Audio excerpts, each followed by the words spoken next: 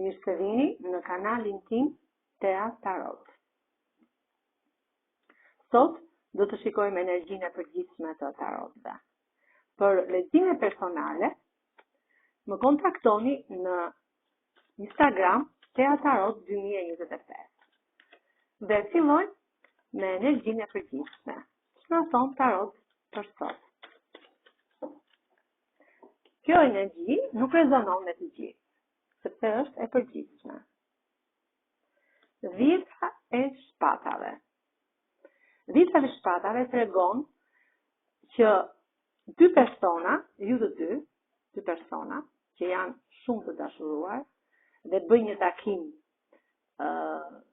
serioz, zhgënjehen nga ky takim dhe njëri nga këta persona ngelet i vetmuar.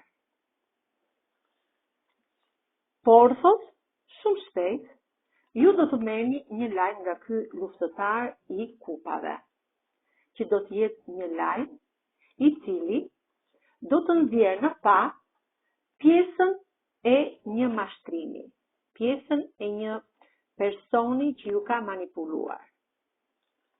Për këto monedë, për këtë bollëk, ushtari monedave tregon që këto moneda do vinë në jetën tuaj shumë ngadalë, por janë të sigurta. Letra e ringjalljes tregon që ju doni të mbyllni një kapitull të vjetër në jetën tuaj. Të hypni këtij kali të bardhë dhe të kalëroni në rrezet e diellit drejt marrëdhënieve të reja shoqërore, marrëdhënieve të reja sentimentale, marrëdhënieve të reja miqësore, duke lënë mbrapa gjithçka negative, trishtimin, mërzitjet, shkatërimet, manipulimet, sepse një person shumë pozitiv me këmbë në tokë ju ndihmon në këtë ndryshim të kapitullit tuaj.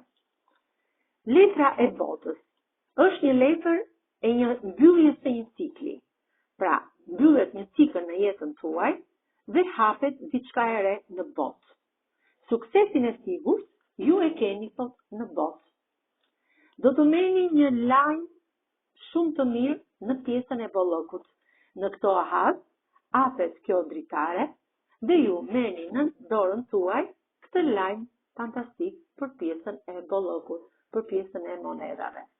Sepse jeni një person sot shumë egoist, por egoizmin tuaj e keni shumë pozitiv, sepse shumë shpejt, mbretëresha e monedave, ju do të zhyteni në një bollok, në një mrekulli financiare dhe në një punë që do të ketë sukses në jetën tuaj, sepse mbani në dorë gjithmonë këtë dritë të universit dhe këtë monedë.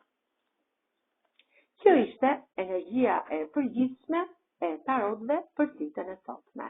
Faleminderit, miqtë e mi.